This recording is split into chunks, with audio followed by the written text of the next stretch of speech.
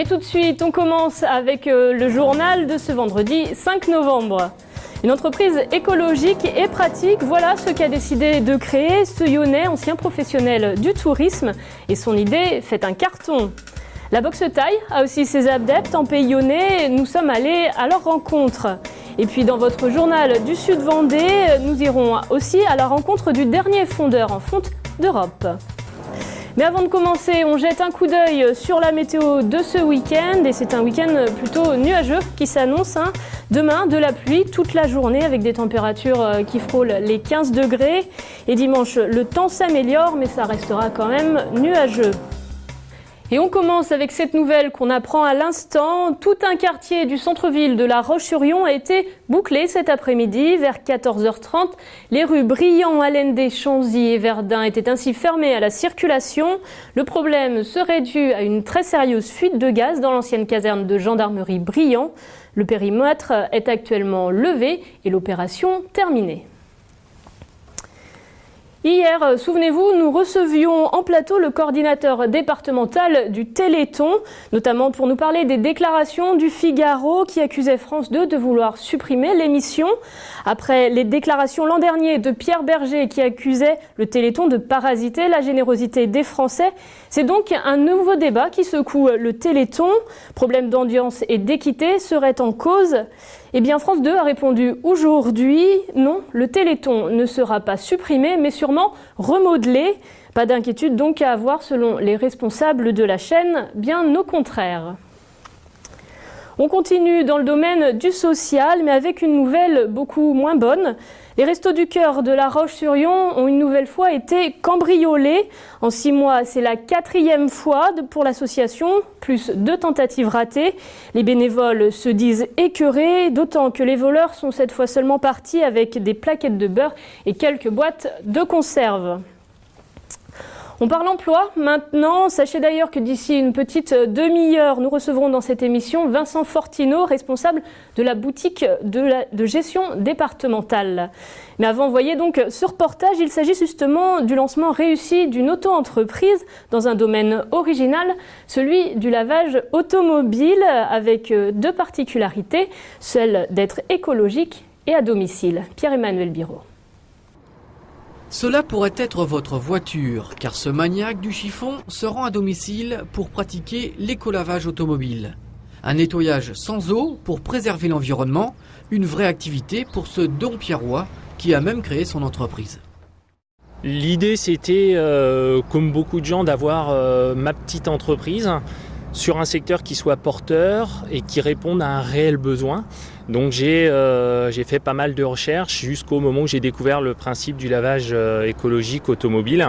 Un vrai changement pour l'artisan qui a laissé le tourisme après 10 ans d'expérience. Avec l'achat de sa camionnette, du droit de franchise et des produits de nettoyage, il a investi 26 000 € et c'est une reconversion réussie. Au bout de 7 mois d'exploitation, on arrive à l'équilibre, voire à gagner un peu mieux la vie que ce qui était espéré dans mon prévisionnel. Donc ce qui est quand même génial. Au bout de 7 mois, c'est relativement tôt. Donc maintenant, reste à continuer à travailler, à continuer à trouver des clients, à satisfaire ceux qui sont déjà en portefeuille, entre guillemets. Parmi les clients, beaucoup de professionnels de l'automobile qui le demandent pour les préparations de véhicules à vendre, souvent du haut de gamme, un plus pour se motiver. C'est vrai que parfois on aimerait bien échanger notre petit utilitaire contre un gros 4x4 ou une jolie berline. Maintenant, on sait que c'est notre métier, puis si on continue à bien travailler, j'ai tendance à penser que peut-être un jour ce sera moi qui serai au volant. Pour faire bichonner votre titine par ce professionnel, il faudra compter de 26 à 95 € pour les particuliers, un peu plus pour les professionnels. Il intervient sur tout le Pays Yonnais. Quand on vous dit carte grise, permis de conduire ou encore passeport, vous pensez bien évidemment préfecture. Eh bien, c'est sur la base de la remise de ces documents que le député UMP Marc Le Fur a décidé de les comparer et de publier un palmarès de l'efficacité. La Vendée se classe ainsi 65e, bien devant la Loire-Atlantique 93e. Et ce sont les préfectures de Lozère, du territoire de Belfort et du Cantal qui arrivent en tête. Voilà, c'est sur cette information que se termine ce journal, mais ne bougez pas, on continue ces 15 soirs juste après une courte page de publicité.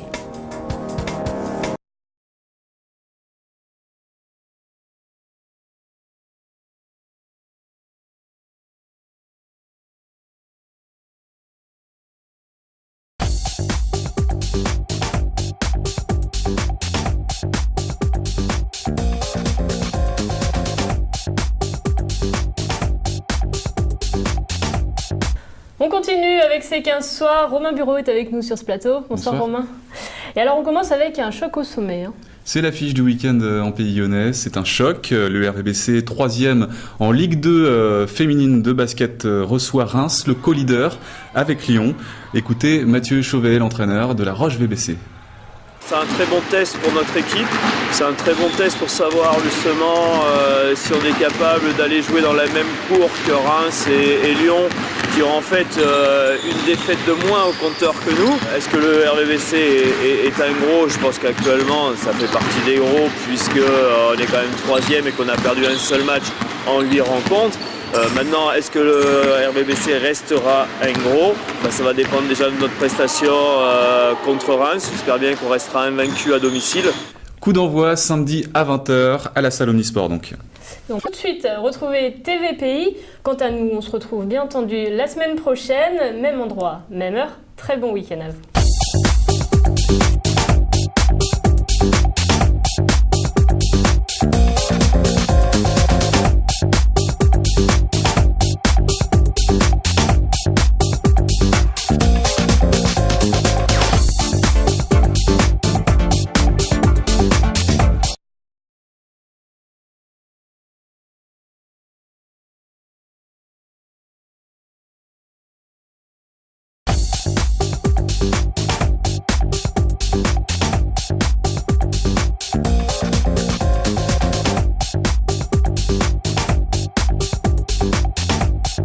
Vincent Fortino, bonsoir. Bonsoir. Alors vous êtes formateur conseil et surtout responsable de la boutique de gestion Vendée. Alors en quelques mots, la boutique de gestion, qu'est-ce que c'est? Alors en fait, on est un organisme d'accompagnement à la création d'entreprise, une association à 1901, et notre travail à nous, c'est d'accompagner des porteurs de projets en création d'entreprise. Alors justement, comment ça se passe, accompagner, qu'est-ce que ça veut dire? Quelles sont les démarches? Ça veut dire leur permettre d'étudier leur projet. On ne fait pas à la place des gens, on essaie de les aider à faire. Donc ça veut dire être capable d'étudier son projet, être capable d'analyser sa partie compétence par rapport au prochain métier qu'on va avoir à faire. Et puis, on est également organisme de formation, donc on peut les former sur la création d'entreprise. Alors, quel type de public vous recevez finalement? Alors, on reçoit tout type de personnes, on est ouvert à tout le monde. On est aujourd'hui essentiellement sur un travail pour les demandeurs d'emploi quand même, pour des raisons historiques notamment, parce qu'on a beaucoup de prescriptions de la part du Pôle emploi, par exemple. Alors, justement, quand on veut créer son entreprise, quels sont les pièges à éviter? Alors, la première réflexion, c'est d'abord une réflexion sur les aspects de compétences, parce que devenir chef d'entreprise, c'est changer de métier, même si on faisait le même métier technique auparavant. Donc, il faut être capable quand même d'analyser si on a bien les compétences commerciales, les compétences de gestion. Il faut voir que dans la création, dans les gens qu'on accompagne en tout cas, on est tout seul. Donc, ça veut dire qu'il faut être super polyvalent, il faut maîtriser l'ensemble du métier. Ensuite, je dirais qu'il y a une interrogation particulière sur le marché à avoir. Il faut bien analyser le marché. On ne se lance pas comme ça dans un projet sans connaître ce qui se pratique. On ne changera pas le marché, on s'y adaptera. Donc il faut être capable de l'analyser. Puis après, il faut des compétences en termes de gestion, puisqu'il va falloir gérer l'entreprise derrière, ne pas mélanger le bénéfice, le chiffre d'affaires, être capable de prendre des décisions cohérentes par rapport à l'évolution de la structure. Donc tout ça, ça s'apprend également. Donc vous, pour le coup, vous pouvez par exemple former à la gestion également? Tout à fait. On a des formations courtes ou longues. On a une formation notamment d'1 mois et demi dans laquelle on va préparer son projet. Et notre métier à nous, c'est effectivement de permettre aux gens de bien appréhender ces aspects de gestion, par exemple, et d'être capable de savoir ce que c'est qu'un compte de résultat, d'analyser une activité aussi par les chiffres. L'idée, c'est que les gens soient le plus autonomes possible. Alors justement, est-ce qu'il y a des secteurs qui sont un peu bouchés finalement et des secteurs où c'est le moment de se lancer? Alors, il y a des secteurs un petit peu difficiles, et notamment on le voit au niveau des banques, puisqu'il y a quelques projets qui sont plus difficiles à faire financer. Il y a des secteurs qui sont un peu plus faciles, je dirais, à aborder. Après, ça dépend quand même de la compétence de la personne, de la connaissance et de sa capacité à s'adapter aussi au marché. Donc au-delà de est-ce que le marché est tendu, pas tendu, on voit bien toujours des projets qui fonctionnent avec des bons porteurs de projets sur des marchés tendus et l'inverse. Donc la première compétence est bien celle du chef d'entreprise. Alors justement, est-ce que vous pouvez donner quelques exemples de secteurs qui sont un peu bouchés, de secteurs dans lesquels il faut se lancer ? Le secteur un peu difficile sur lesquels nous on avait des difficultés, en tout cas on avait beaucoup de demandes à un moment donné, c'était tout ce qui était informatique, service à la personne, il y avait pas mal de demandes sur ces domaines-là. Sur des secteurs porteurs, quand on va parler du commerce, ça va dépendre vraiment de l'environnement et du lieu où on va s'installer. Donc il faut être en capacité d'analyser si le local est bien placé, s'il y a une demande ou pas. Après, c'est tout ce qui va être secteur un peu émergent où il y a du travail. Aujourd'hui, on voit par exemple beaucoup d'installations dans le photovoltaïque. C'est encore un petit peu de temps, peut-être que ça va se calmer rapidement. Tout ce qui va être isolation, je pense qu'il y a des marchés intéressants par rapport à l'isolation de la maison, puisqu'on sait bien qu'on est dans l'économie d'énergie au maximum. Donc il y a du travail dans ce domaine-là, du travail dans le recyclage. Il y a des activités un peu émergentes dans lesquelles il y aura de l'activité demain, effectivement. Et sur le Pays Lyonnais en particulier, La Roche-sur-Yon, est-ce qu'il y a des secteurs où, parce que vous parliez justement de l'environnement, est-ce que le Pays Lyonnais, il y a des secteurs où vraiment c'est adapté ? Il y a des difficultés sur l'aspect commercial, par exemple sur La Roche, notamment centre-ville. On voit bien que c'est un petit peu difficile avec les développements des zones d'activité, enfin des zones commerciales sur les environnements. Il y a des marchés encore émergents sur tout ce qui va être service, notamment service à la personne. On sait qu'il y a encore des besoins importants à couvrir. Donc là, il y a peut-être des pistes de travail, effectivement. Alors, quand on monte une entreprise, on a un peu tous cette image-là du risque. Oui. Est-ce qu'il y a encore une prise de risque finalement, même grâce à votre accompagnement, ou est-ce que c'est assez sûr maintenant de se lancer ? Il y a toujours une prise de risque. Quel que soit le projet, on prend un risque qui peut être mesuré. Financièrement, on peut mesurer. Il y a des projets moins risqués que d'autres en termes d'aspect financier.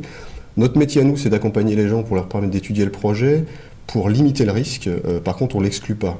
Il y a du risque qui va venir du marché, par exemple. Un marché un peu difficile peut engendrer un risque important.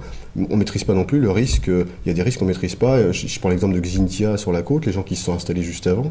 Évidemment, il y a eu des difficultés derrière. Et ça, on ne peut absolument pas le maîtriser. Il y a plein de facteurs qu'on ne maîtrisera pas de toute façon. Donc l'idée, c'est vraiment d'étudier le projet pour limiter au maximum le risque et de faire un choix en connaissance de cause, sachant qu'il y a toujours une prise de risque. Alors, ça fait maintenant 30 ans que le réseau existe. Comment vous qualifieriez maintenant, de manière générale, le monde du travail ? Est-ce que, est-ce que c'est le moment de créer une entreprise ? Alors, je ne sais pas si c'est le moment, si le moment est plus propice que les périodes précédentes. En tout cas, c'est vrai que la crise a fait que beaucoup de gens se sont posé la question de la création, puisqu'on n'arrivait pas à trouver de travail, donc ça peut être une solution d'insertion professionnelle. Après, c'est vrai que les marchés sont parfois un petit peu tendus, et donc je dirais que c'est vraiment l'étude du projet, la préparation du projet qui sera la clé majeure de la réussite, effectivement.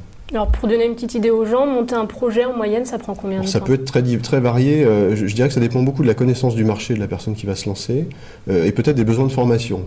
Nous, on estime qu'il faut une moyenne de 2 mois et demi, 3 mois pour être sur un projet, pour étudier un projet. Ça peut être beaucoup plus long si on ne maîtrise pas du tout le marché. Ça peut être encore plus long si on a besoin de se former sur l'aspect commercial, par exemple, si c'est un domaine qu'on ne maîtrise pas. D'accord. Alors justement, si on veut prendre contact avec vous, on peut vous retrouver dans une de vos agences, donc notamment à La Roche-sur-Yon, rue René Coty. Tout à fait. Il suffit que les gens nous appellent et puis ils prennent rendez-vous et on peut les recevoir pour un premier diagnostic du projet. Tout à fait. Très bien. Écoutez, Vincent Fortineau, merci d'avoir répondu à nos questions. Tout de suite, C'est 15 soirs continue. On se retrouve juste après la pub avec la chronique sport. À tout de suite.